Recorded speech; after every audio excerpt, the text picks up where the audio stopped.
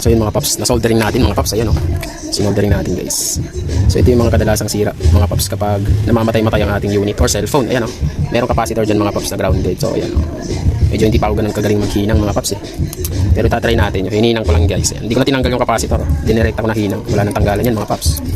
So ngayon itatry na natin ngayon kung balik muna natin yung plastic. Ito yung napaka-importante ng plastic na to guys, kung paano natin tinanggal. Balik din natin.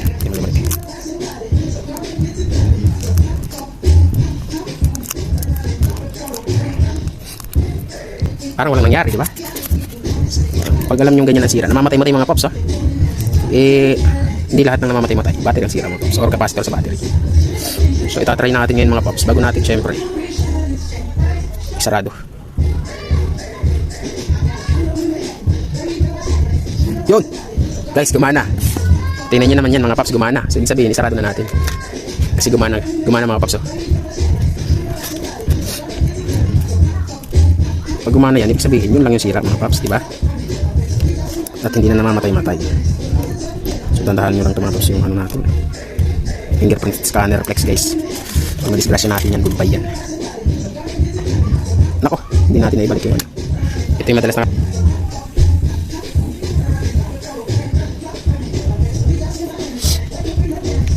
dapat hindi matatanggal.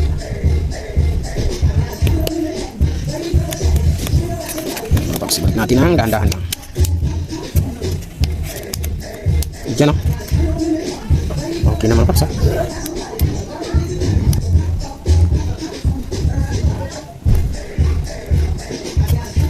Let's go. Try natin mga paps o. Yan o.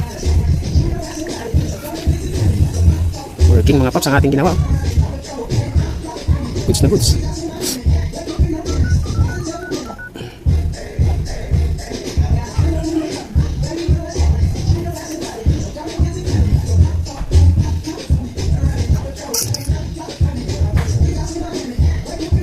Siyempre hindi na dapat magpapatugtog tayo para malaman natin guys